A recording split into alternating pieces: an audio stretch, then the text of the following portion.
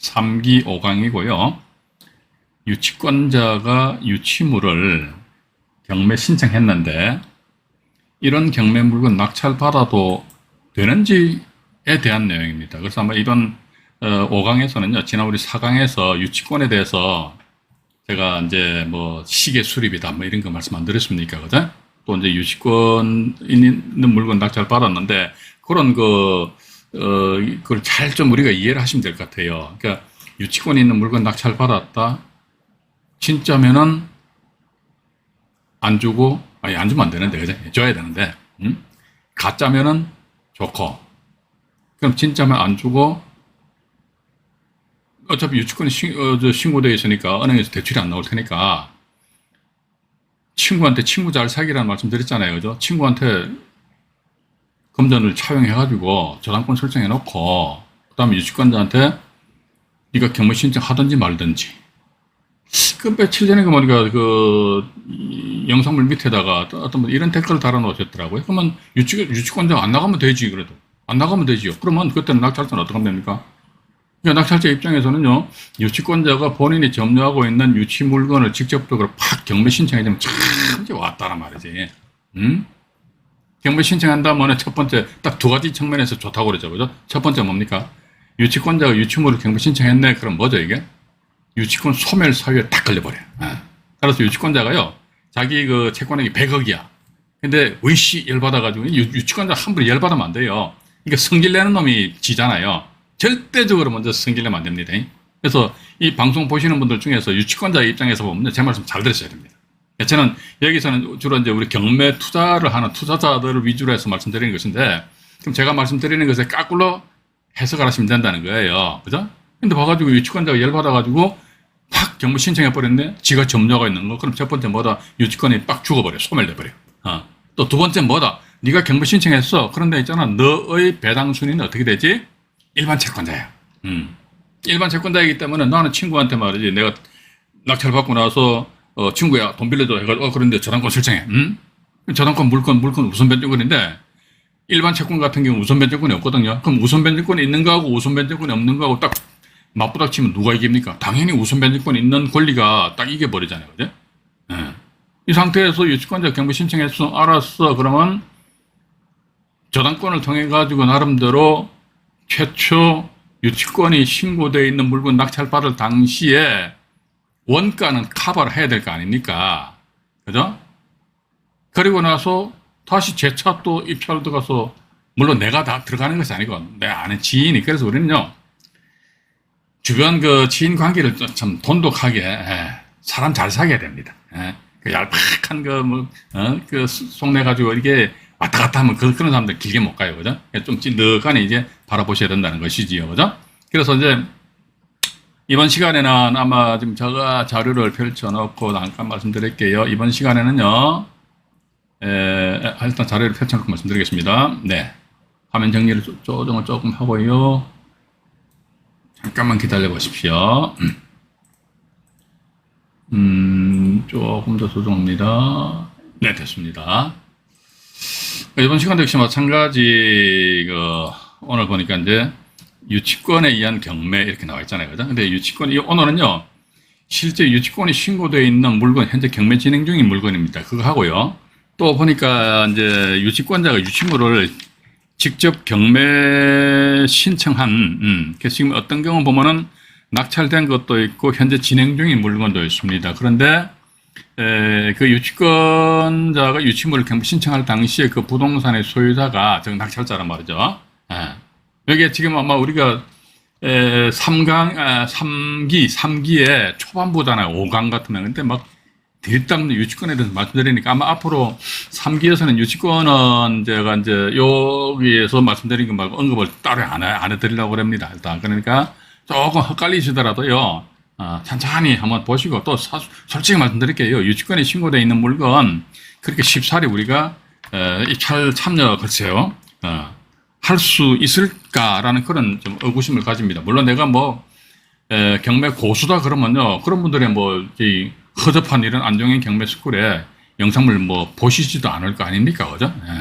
그런 분들 같은 경우는 이제 유치권 있는 물건만 확 들어가서 이제 낙찰을 받는다는 거죠. 낙찰 받고 하면 되는 것이지요. 자, 그럼 일단 그래서 우리는요, 제가 대원칙을 말씀드릴게요. 우리 안정현 경매스쿨에서는 무슨 특수 물건이다 말이지.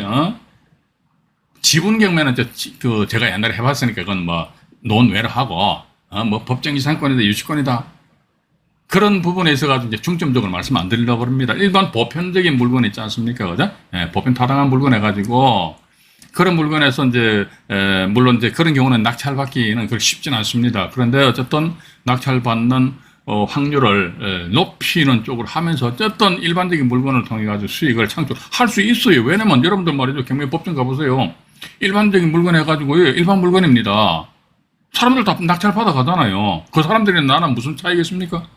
오히려 그분들보다는요, 이 영상을 보시는 우리 시청자 여러분들의 경매 지식이 월등히 좀 높다고 보고 있습니다. 그죠? 그렇기 때문에 일반적인 물건에 대해서 제가 이제 앞으로도 말씀드리고요. 또 여기서 또 이제 유치권이 이게 나와 있기 때문에 유치권에 대한 유치권 경매에 대해서 이제 간단하게 말씀드린다는 것입니다. 말씀드리고요. 잠깐만요. 또 이제 다음 페이지로 넘어가니 이게 아마 이제 지난 4강에서 말씀드린 내용이잖아요. 그죠? 4강에서 요 내용이 이제 주된 내용이 뭡니까? 유치권자가 경매 신청했어. 그래. 그러면 하면 너의 배당 순위는 어떻게 되지? 일반 채권자와 동일한 순위로 배당을 받는데 일반 채권자 여기에 우리가 딱 필히 꽂아야 됩니다. 유치권자는 일반 채권자래요. 유치권자는 일반 채권자와 동일한 순위로서 배당을 받고 또 여기서 보니까 유치권자가 유치물을 경매 신청했다. 이게 뭐 형식적 경매 이렇게도 하고요. 이 형식적 경매 같은 경우는 보면 여기 뭐 소멸, 여기 보니까 소멸시키는 게 이게 소멸주의입니다. 목적 부동산에게 부담을 소멸시키는 것을 법정 매각 조건 하는데, 근데 이거를 소멸주의가 아니고 인수주의에서 경매 진행한다 하더라. 그러면요, 매각 조건 여기 나와 있는데, 매각 조건을 변경을 해가지고요, 여기서 이제, 우리는 인수한다. 인수주의를 채택한다. 이런 내용은 어디 있지? 이게 법원에서 작성한 매각 물건 명세서 있죠, 그죠? 예. 매각 물건 명세서. 그래서 우리는 항상 매각 물건 명세서 이름을 천천히 잘 들여다보셔야 됩니다.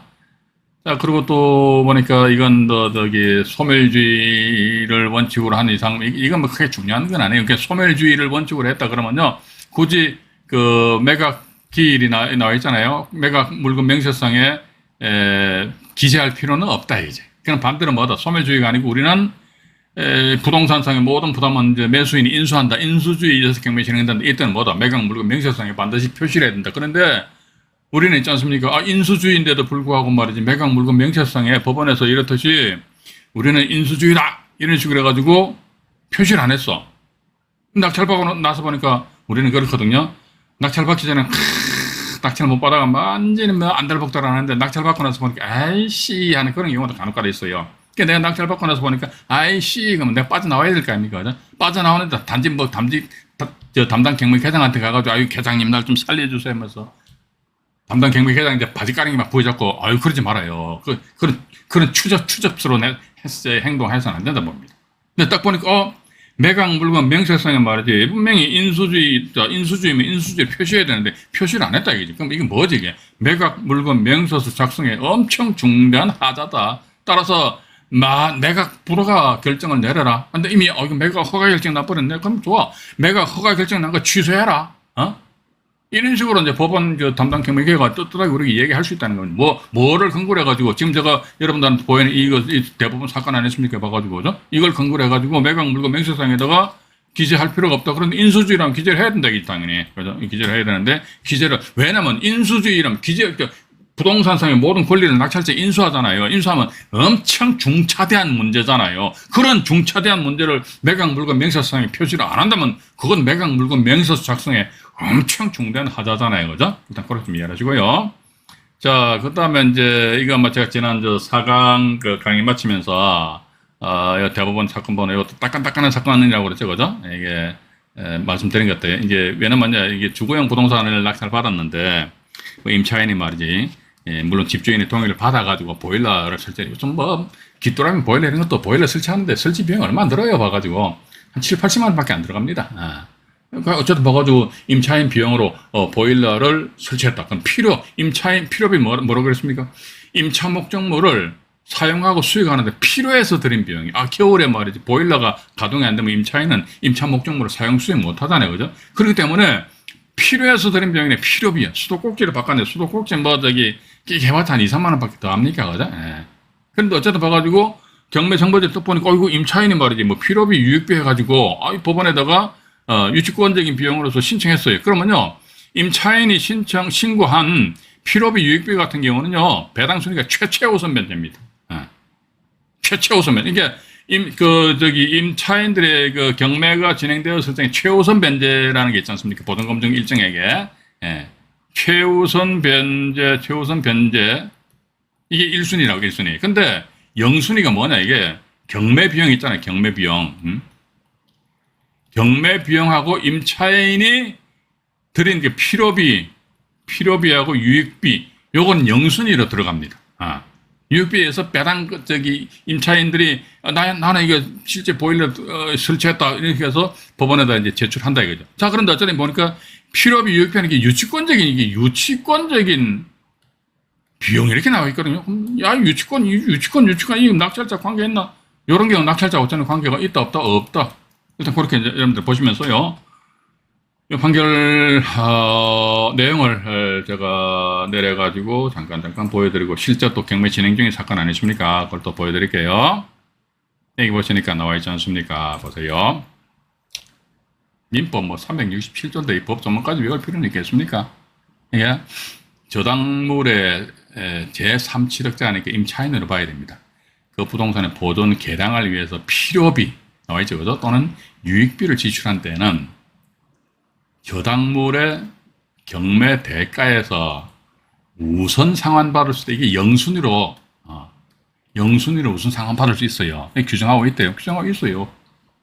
그래 보니까 제3취득자는 임차인을 보자, 이죠? 임차인이 저당 부동산에 관해서 지출한 필요비나 유익비는, 이렇게, 필요비나 유익비는 이 밑에 보시면 특별히 경매로 인한 매각 대금에서 우선적으로 상환을 받도록 한 것이다. 이렇게 나왔습니다. 이 법 조문에 의하면요. 또 보니까 이 밑에 또 보시면은 제3취득자 임차인이 민법 367조에 의해서 우선 상환을 받으려면, 자기가 예를 들어가도, 나 보일러 설치했다 이거지. 보일러 설치 비용이 100만 원이다 이거지. 그럼 어떻게 한다든, 네가 우선 상환권입니다. 우선 상환 받으려면은 저당 부동산 경매 절차에서 배당 요구의 종기까지 배당 요구를 당연하죠. 배당 요구 종기까지 우선 상환 받기 위해서는 어쨌든 지위 고하를 막론하고 자기가 그 당의 경매 사건에 있어서 배당을 받으려고 그러면 법원에 공고한 배당 요구 종기일까지는 배당 신청해야 된다는 거죠. 그러니까 민법 367조에 의한 필요비 유익비입니다. 이런 게 우선 상환권, 우선 변제권이라는 것이지요. 그럼 또 다음 페이지 판결 내용을 잠깐 보여드릴게요. 전체 다 펼쳐놓고 말씀드릴게요. 위와 같이 민법 367조에 의한 우선 상환은 제3취득자 임차인이 경매 절차에서 배당받는 방법으로서 경매 절차, 지금부터 중요한 내용입니다. 경매 절차의 매각 대금에서 우선 변제 받을 수 있다는 것이지. 너는 우선 변제 받을 수 있다는 거야, 그제? 직접 임차인이 직접 저당권자나 저당권 설정자가 먼저 채무자거든요. 저당권자, 채권자고 경매 절차 매수인에게 낙찰자잖아요. 낙찰자 등에게 비용 상환을 청구할 수 있는 권리가 인정될 수 있다, 없다? 없다 그랬어요. 그러면 내가 유치권 신고돼 있어요. 그래서 일단 봐가지고 임차인이 필요비 유익비에서 신고했다는 것이지요. 신고했다 하더라도 그러면 그게 법원에서 배당해주고 안 해주고 법원의 재량행위입니다. 봐가지고 그거까지 뭐 따질 필요는 없거든요. 근데 만약에 법원에서 보니까 이거 가짜네 해가지고 배당을 안 해준다 손치다, 우선 상환을 안 해줘 버렸다 이거죠. 이래야 적에 임차인이 말이죠. 나 있잖아, 보일러 교체하는 100만 원 들었어. 그래서 낙찰자한테 100만 원 줘. 이렇게 하였을 적에 여기 나와 있잖아요. 비용 상환이죠, 그죠? 보일러 비용이니까 비용 상환을 청구할 수 있는 권리가 인정될 수 있다, 없다? 없다. 따라서 제3취득자는 민법 367조에 의한 비용 상환 청구권을 피담보 채권으로 주장하면서 뭐로 나와 있죠? 유치권을 행사할 수 없다. 그죠? 유치권을 행사할 수 없다. 분명히 나와 있어요. 그죠? 맞잖아. 나와 있잖아요. 이런 판례는 진짜 따끈따끈한 판결입니다. 그죠? 판결이기 때문에 안종의 경매 스쿨에서나 여러분들이 이런 따끈따끈한 판결을 접하실 수가 있어요. 아시겠어요? 그죠? 네, 그래서 또 밑에 보시니까 민법 367조 조항이 나와 있다는 것이죠. 보니까 이게 제3취득자의 비용상환청구권이 비용상환청구권. 유치권은 행사할 수 없다 분명히 나와 있습니다. 여기 나와 있잖아요. 필요비, 유익비는 뭐다, 저당물의 경매 대가에서 우선 상환을 받을 수 있다 이거지. 그럼 네가 우선 상환 받기 위해서는 어떻게 한다더라? 법원에 공고한 배당 요구 종기일까지 네가 어쨌든 법원에다 신고하라 이거지. 신고하고 거기에 대해서 배당해주고 안 해주고는 저는 그것까지 잘 모르겠어요. 임차인이 말이지 필요비 어떤 유익비 해가지고 법원에다가 신고하였는데 법원에서 어떤 경우에 배당해서 배제시키고 아니면 배당에 포함시키는지 그건 잘 모르겠다. 근데 중요한 것은 뭐냐? 우리 경매인 입장에서 봐가지고요. 저 사람이 법원에다가 유치권적인 비용으로 신고를 하였는데 법원에서 해가지고 배당 배제시켜버렸단 말이지. 우선 사원을 안 해줬다. 이랬을 적에 임차인 이 인간의 말은 낙찰자한테 징징거리는 거예요. 나 보일러 비용 조금 전에 말씀드렸죠. 100만 원 돌려도 했을 적에 그때 우리 시청자 여러분들은 어떻게 그 임차인한테 큰 소리를 치시면 되겠습니까? 봐가지고 야 이 사람아 유치권 행사할 수 있다고 그래서 없다고 그랬잖아요. 그죠? 이 유치권 행사를 할 수 없다 이렇게 나와 있습니다. 그래서 이게 여기 관련된 그 대법원 사건 번호를 다시 한 번 더 여러분들한테 확인을 시켜드릴게요. 대법원 2022다 26만 5,093호 판결입니다. 여기 최근에 판결이기 때문에 저는 이거 여기 판결 원문이거든요. 원문인데 이거는 이제 대법원 홈페이지 들어가면요. 저는 매일매일 대법원에서 생성되는 판결문을 제가 메일로 받아요. 그건 메일로 받을 수 있는 그런 신청하는 게 있거든요. 여러분들도 하십시오. 하셔가지고 매일매일 메일을 열어봐요. 매일 열어봐가 대법원에서 뭐 뿅 날라오면은 그 중에서 딴 거 필요 없어요. 부동산 또는 경매와 관련된 거 쭉 봐요. 봐가지고 요거 있구나 해가지고 찍어가지고 이제 제가 나름대로 자료로 만들거든요. 그럼 최근에 이런 식으로 판결 원문이 또 나왔다 그러면요. 우리가 통상적으로 대법원 들어가시게 되면 사건 번호를 입력하게 되면은 그 판결 내용을 쭉 볼 수 있잖아요. 그거는 이제 한 몇 달 뒤에 이 작업이 되는 모양이더라고. 그래서 요게 아마 지금 현재는요. 저기 대법원 들어가시더라도 이 판결 이게 뭐 공보 불개정해 가지고 안 뜰 겁니다. 그런데 이거는 지금 이제 제가 지금 대법원에서 다운받았기 때문에 그렇게 되면 좀 이해를 하시면 되실 것 같습니다. 쉽죠? 간단하죠? 아주 간단해요. 봐가지고 세상 어려운 거 없습니다. 요거 하나 있고요. 그 다음에 이제 지금부터는요.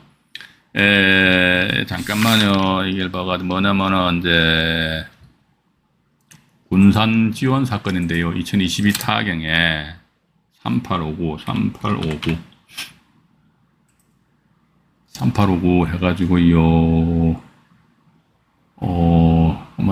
이게인가? 이거네. 이 낙찰됐네. 봐가지고. 낙찰돼 버렸어요. 낙찰됐는데. 7월 24일이면 그저께 낙찰됐네. 잠깐만요. 여기에 보면요. 밑에 뭐 있죠? 뭐라 있잖아요. 뭐 있습니까? 대상 건물의 청소는 15층인데 현황은 12층이고, 신청 채권자 임차인이 경매 신청했어요. 유치권자로서 금 150만 원을 권리 신고했대요. 여기 보니까 보일러, 배관, 노후화로, 누수로 인한 공사되고, 뭐 보일러, 아니, 새거 귀뚜라미 보일러 하나 가는데 70만 원, 80만 원, 또 어떤 경우는 정부에서요, 한 돈 10만 원 저기 보조금 나와요. 뭐 하길래 그게 150만 원 들어간지 모르겠어 가지고. 어쨌든 근데 150만 원이 들어가가지고 자기 신고했대요. 신고했으면 뭐 알은 거야. 근데 우리는요, 이게 우리 냉정하게 이야기합시다. 조금 전에 제가 대법원 판결문을 여러분들한테 보여드렸습니다만은 그 판결문에 양 뭐다. 임차인이 이런 식으로 자기 비용이 들었죠. 필요비, 유익비 비용이 들었잖아요. 들은 상태에서 그럼 네가 이 사람아 민법 367조에가 우선 상환권이 있으니까 네가 법원에다가 법원의 공간 배당 요구 종기일까지 네가 권리 신고를 하든지 말든지 네가 알아서 해 봐가지고 했는데 배당에서 배제돼 버렸네. 왜 배제시키느냐 그 이유는 저한테 질문하지 마십시오. 왜 제가 경매 계정이 아닌지 몰라요 그거는. 그러니까 막 질문 주시면 안 된다니까. 그죠? 그래서 일단 배제가 돼 버렸네. 그럼 임차인이 징징거리면서 낙찰자한테 150만 원 돌려줘야 할 낙찰자에 확 웃기는 소리라고 자빠져 앉아있네. 왜냐면 이게 우선 유치권 이건 저기 인정이 행사를 할 수 없다. 그러니까 민법 367조에 의한 우선 상환 변제권을 가지고 유치권을 주장할 수 없다. 이런 식으로 분명히 제가 판결을 보여드렸지 않습니까? 그죠? 그렇기 때문에 이런 거는 우리 앞으로는 이제 임차인이 이런 무슨 보일러비다 뭐다 해가지고 따님 또 임장 가셔가지고 넌저시 물어보시는 것이죠. 법원에다 뭐 유치권 신고하셨는데 유치권 같은 경우 낙찰자 인수해야 된다 하는데 그 내용이 뭔가요? 노공기도 이런 항상 가지고 다니셔야 됩니다. 예. 뭔가요? 하니까 보일러 수리 비용이지요. 알았어요. 해가지고 뿅 나오면 됩니다. 그럼 나중에 안 주면 돼. 그런데 부동산 아파트 같은 경우 돈 되는 물건인데 낙찰 받았는데 임차인이 말이지 징징거리면서 100만 원, 150만 원 이야기 하거든요. 그러면 이사비용 쪽에 그냥 애따 먹으라면서 던져주고 빠져나오는 것이 명도하고 하는 게 훨씬 낫다 이거지. 예. 아니야. 대법원 판결 보니까 안 줘도 된대. 나는 법대로 할 거야. 그렇게 하시는 분들은 그렇게 하십시오. 근데 제가 같은 경우는 근데 훨씬 더 부담이 안 되면서 그래 하면서 이사비용처럼 돈 100만 원 던지면서 약간 빨리빨리 나가라. 옛날에 저도 맨날 그랬을 때는 명도 집행은 이제 딱 한 바퀴 안 해봤어요. 많은 어떤 낙찰 경험은 없는데 그래도 명도 집행 그것도 완전히 명도 집행 짐 끄집어낸 게 아니고 그때 한번 다른 영상물에서 말씀드렸나 모르겠네요. 하도 그 소유자가 점유하고 있었는데 말을 안 듣고 애를 미가지고 아침 10시 새벽 10시에 집행하자고 집행관 사무실 가죠. 그때 동부지방법원 관할에서 사동 쪽에 빌라인데 아침 10시에 새벽에 집행하는 거 가가지고 인부들 한 10명 같이 가요. 가가지고 그럼 가면 먼저 저 집행관 물어봅니다. 저한테 제가 낙찰자니까 지금 짐 끄집어내 말이야. 집행해 말하면 그때 저 채무자 인간이 그때 와서 저한테 와서 뭐 일주일만 어쩌고 별별 일을 다 했어요. 그러니까 그냥 하세요. 제가 말씀드리잖아요. 이게 무슨 달나라 이야기가 아니거든요. 그냥 하면 된다니까. 그러니까 공부만 하고 실제 그런 경험이 없으니까 그죠? 그런 경험이 없으니까 이거 뭔가 이건 그게 아니거든. 그냥 해보시면 된다는 것입니다. 그죠? 그래서 그거 해서 집행관 물어보기려면 하도 저 채무자가 사정을 해가지고 그럼 이제 일주일 있다가 채무자가 지가 알아서 나간다 하니까 오늘 집행하지 마시죠. 그러면 알았어 하면 그냥 가버려요 자기네들이. 예. 저는 뭐 완전한 집행은 안 해봤죠. 제가 무슨 남의 사는 짐 길바닥을 끄집어내는 그것도 별로 안 좋은 일이잖아요. 그죠? 저도 그전에 어지간한 근데 학사 한 50만 원도 주고 100만 원도 주고 이게 정해진 정가가 없습니다. 그렇게 하시고요. 어쨌든 이 건 같은 경우는 이제 그렇게 보시고요. 이 물건 같은 경우는 보니까 임차인이 박모 씨인데 이걸 정모 씨라는 분이 낙찰 받으셨잖아요. 그죠? 정모 씨라는 분이 이제 7월 24일 날 해가지고 4명이 응찰하셨는데 9,188만 원에 낙찰 받았다고. 근데 1억 1천만 원 대비해가지고 이 정도 이게 제가 항상 말씀드렸죠. 이 법원에서 평가한 감정가격이 1억 1천만 원 있잖아요. 이게 진짜 현재 시세를 반영을 하고 있는지 이거 조사하는 게 진짜 제일 중요하다. 법원 경험에 있어가지고요. 권리분석이 중요하다. 웃기는 소리 하지 마요. 권리분석 모르시면요. 주변에 권리분석 좀 아는 사람한테 도움을 받거나 정이 급하시면 저한테 전화 주시면 제가 간단하게 말씀드릴게. 아무것도 아니라니까. 그죠? 물론 그렇습니다. 이게 아는 사람 입장에서 아무것도 아닙니다. 예. 생판 아무것도 모르는데 그냥 제가 단지 권리분석 아무것도 해야 되니까 그럼 공부 안 해도 그건 그 얘기는 아니에요. 공부한 사람 입장에서 보면 아무것도 아니라 이거지. 그럼 내가 나름대로 성공한 투자가 되기 위해서는 낙찰 받아야 될 거 아닙니까? 근데 맨날 봐가지고 아이고야 감정평가상에 1억 1천만 원 요걸 여기에 딱 여기에 집착을 해가지고 이 금액이 돼서 깔짝깔짝 하는 그러면 안 된다니까. 이 날짜 최저 가격이 얼마야? 7,700만 원에 여기다 얼마 쓸까? 그거보다는 현장 가가 시세 조사 그래서 제가 항상 말씀드립니까? 안 드립니까? 군산시 조촌동에 소재하는 부동산 중개업소 아니십니까? 그 사장님들한테 가셔가지고 그분들한테 전격적인 여러분들이 그 도움을 받으셔야 됩니다. 가셔가지고 딱 깨놓고 이야기해요. 사장님들 이 물건 경매에 나온 거 아시죠? 양반들 다 알아요. 어떻게 하는지 압니까? 감정인들이 이 물건 평가할 때 어디로 갑니까? 그 동네 부동산 중개업소 가잖아요. 그죠? 그 동네 부동산 중개업소 가면은, 나름대로 이야기 해줘요. 그러다 보면, 때문에, 경매, 그래요. 금방, 여든 같은 경우는 자기네들끼리 단톡방을 만들어가면 금방 소문이 퍼져버리더라고. 예. 그렇기 때문에 괜히 가가지고 쭈삣쭈삣 하면서 말이지, 예? 경매 나온 물건인데 임장조사인데, 그거 아닌 것처럼, 그러지 마시고요. 딱 깨놓고 이야기, 저는 옛날에 그래서 딱 깨놓고 이야기해가, 사장님이 제가 낙찰 받게 되면은, 사장님한테 이 물건을 전속으로 드릴게. 예. 전속이 뭡니까? 다른 데 물건 안 뿌리겠다는 것이지요. 그죠? 그럼 자기 입장에서 봐가 전속이니까 전세도 매매되니까 지가 물건 딱 가지고 있잖아요. 그죠? 그렇게 되면 자기한테 어떤 수익이 보상이 되니까 그때부터 말이 술술술 나오지. 그냥 사장님 이 동네 집값 얼마예요? 그러면 잘도 가르쳐 주겠다. 절대적으로 잘 안 가르쳐 줍니다. 이게 부동산 하시는 분들 딱 알아야 제 양반 뭐 가격 떠보러 왔다 딱 안다니까요. 알기 때문에 함부로 저 가셔가지고요. 쭈삐쭈삐 하시면 안 됩니다. 이게 임장이 잘하셔야 돼요. 봐가지고 임장에서 제가 볼 적엔 나름대로 거의 성패가 갈라진다. 낙찰 받는 것도 제가 아마 지난 강장가 보니까 압구정동 현대아파트 같은 경우도 보니까 45억인데 47억에 막 질러버렸다고 그랬잖아요. 그죠? 매매가 45억인데 47억 질러버렸다 이거지. 그럼 우리는 도대체 이해가 안 간다 이거지. 근데 그런 경우는 뭐다. 그 지역에 부동산 중개업소 가시고 나름대로 이 양반 들고 이박으로 해야 돼. 이야기 많이 해봐야 돼. 하다 보면 이게 이렇기 때문에 토지를 허가구역이기 때문에 이게 상대적으로 거래가 위축이 되고 하다 보니까 수요 계층이 두텁지 않다 보니까 가격이 그렇게 탄력적으로 이게 되지 않는다. 그런데 보니까 토지거래 허가구역 이외에 바로 옆에 동네 같은 경우 아파트 값이 말이지 팍팍팍 치고 올라간다. 풍선효과 해가지고 요거 봐라 이때 질러버려야겠다. 그래 질러버려가지고 근데 낙찰 받아야지만 나름대로 사건이 전개가 되면서 수익이 발생되든지 말든지 할 거 아닙니까? 맨날 앉아가 경매정보지 최저 가격 보고 맨날 이것만 봐가지고 말이지 얼마 쓸까? 절대로 그건 아니다. 그렇게 보고 있습니다. 일단 이 건 같은 경우는요, 임차인이 유치권 신고했고, 근데 배당 받든지 말든지 나하고 관계없어요. 하시고요. 그 다음에 두 번째 보니까 요건 아마 경매 진행 중인 것 같아요. 논산 지원 사건인데 2023 타경에 22번입니다. 이게 지금 보면요. 물건번호 1번에서 2번, 3번, 4번, 5번 이게 물건 5개 다 경매놨어요. 5개면 전부 다 이게 유치권 나오죠. 그죠? 유치권. 엄마야, 물건 5개 유치권에 나와 있는데 여기 보니까 무슨 창호 회사에서 창호니까 알루미늄 샤시 이런 거 만드는 회사 같다 이거죠. 창호 회사에서 3억 5,200만 원, 3억 5,200만 원에 대한 어떤 그 유치권을 주장을 하고 있는 것 같습니다. 또 이제 우리가 대법원 판결을 보게 되면요, 이게 그랬듯이 물건이 1, 2, 3, 4, 5니까 5개잖아요, 그죠? 5개는 원래 유치권자의 유치권의 어떤 성립 요건은 뭐다?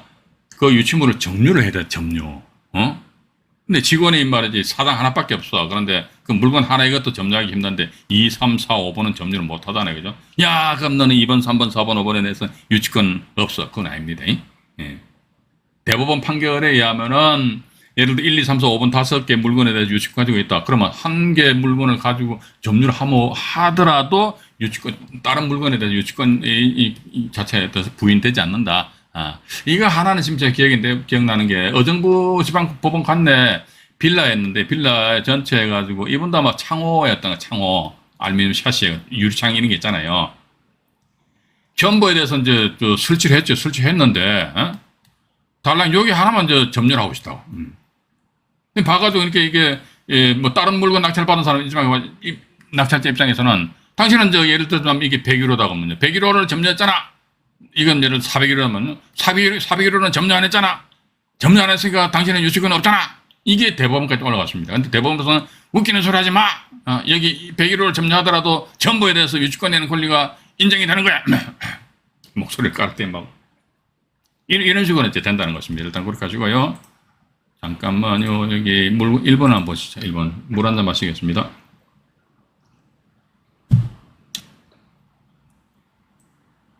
이게 지금 제가 유치권이라는 권리에 대해서 말씀드리는 것이지, 이 물건 자체에 대한 가치가 있고, 그건 제가 판단 못 합니다. 근데 이 물건 보니까 논산시 양촌면 돼 있는데, 완전히 허허벌판에 그냥 집만 덩그러니 있는 것 같아요. 덩그러니 있고, 안에 보니까 내부가 이제, 어느 정도 공사가 완료는 다 된 것 같아요. 그죠? 공사 다 된 것 같고, 여기 보시면 뭐 또 보니까 유치권 행사 공고문 이렇게 나와 있잖아요. 그죠?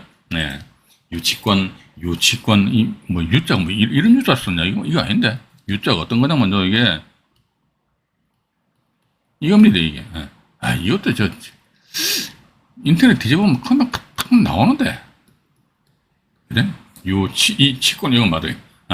유치권 행사 공고문해가 밑에 보면 연락처 해가지고 010에 땡땡땡땡 전화번호 나와 있잖아요. 그죠? 이쪽으로 연락처로 연락 바랍니다. 해가지고, 민형사상의 책임을 지지 않을 것이며 어쩌고 저쩌고 해놨거든요.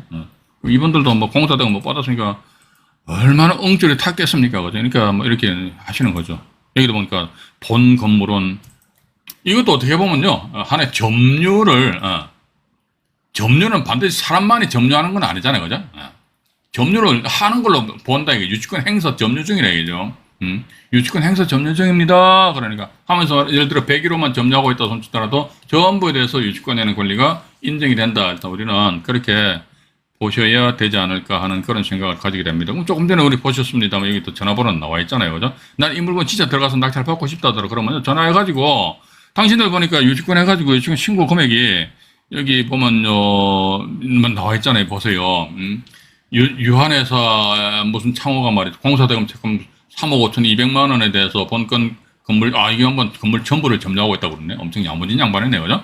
점유하면서 또 전주지방법원의 2022 가단 31,421호 확정 판결에 의한 유치권 행사 중이다 이렇게 나와 있어요. 이것도 지금 제가 요걸 지금 제가 저기 대법원 홈페이지에 나의 사건 검색창 들어가서 보니까 확정 판결이 났어요. 이게. 그래서 보니까 그렇다면 이 물건 5개니까 3억 5천 나누기 5 하면은 대충 한 주택당 7천만 원에 해당되는 어떤 근데 이 창호 해가지고 알루미늄 샷이 하는데 이게 한 집당 7천만 원이 들어갈 게 있나요? 봐가지고 이게 어떻게 보면 전체에 대한 어떤 저기 뭡니까 그 창호 그 공사 비용 같아요. 전체로 따지면 이게 세대수가 어떻게 됩니까? 봐가지고요. 이게 보니까 한 층에 2가구니까 하나, 둘, 셋, 넷, 이게 8가구. 또 하나, 둘, 셋, 넷, 8가구. 16가구네요. 그죠? 16가구 해가지고 아까 3억 얼마라고요? 잠깐만요. 이게 이런 거는 이 양반들하고 전화상으로 전화해가지고 답을 구해야 돼요. 봐가지고, 16세대인데 3억 5천2백만 원이니까 3억 5천2백만 원 나누기 16 하게 되면 대략적으로 한 2,200만 원 정도. 한 세대당 한 2,200 정도. 근데 이 물건이 진짜 마음에 든다 하더라 그러면요. 전화번호가 있으니까 전화하셔가지고, 얼마요? 2,200, 알았어요. 봐가지고, 확인서 받아야겠죠. 그죠? 괜히 또 나중에 가서 또 허튼 소리 할 수도 있기 때문에, 일단 이 물건은 보니까 1번에서 5번까지 해가지고 현재 경매가 진행 중에 있다더라. 일단 그렇게 보시고요.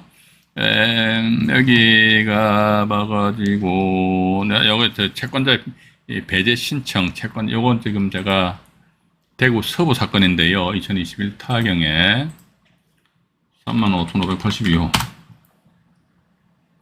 대구 달서구 신당동에 소재하는 아파트인가요? 아파트네요. 아파트인데. 여기 보시게 되면 뭔가 또 있는 것 같아요. 이모 씨로부터 유치권 신고 공사대금이 2,530만 원이잖아요. 그죠? 그래서 신청 채권자의 승계인인 HF, 이게 저당권을 사고 팔고 한 방에 MP를 갔네요. 유동화 회사에서 유치권 배제 신청서를 제출함. 유치권 배제 신청을 제출할 수 있어요. 이렇게 보니까 유치권자가 뭡니까?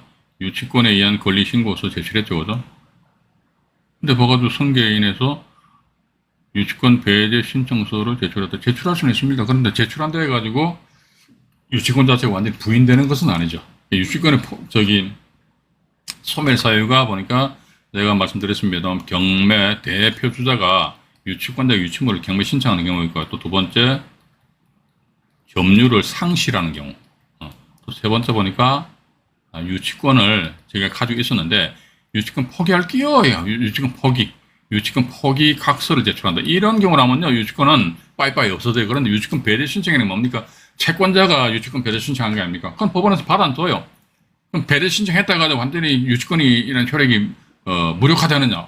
절대로 그건 아니죠.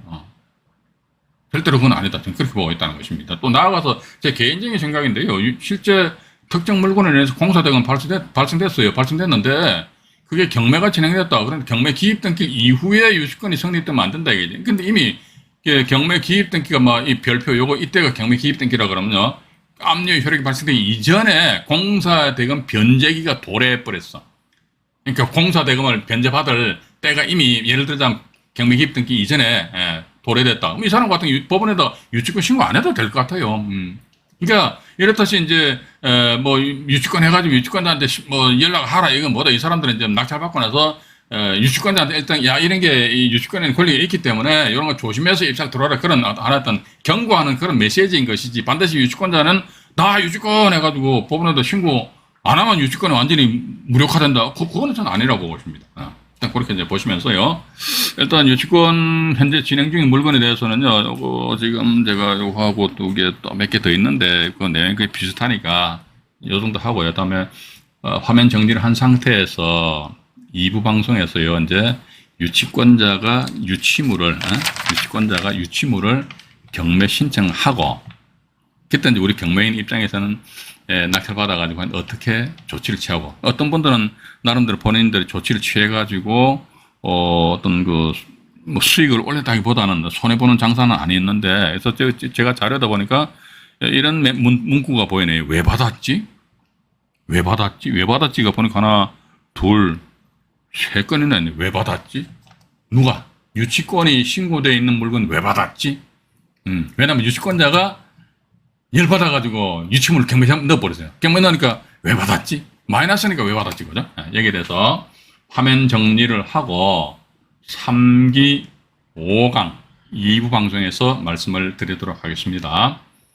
3기 5강 1부 방송을 마치도록 하겠습니다.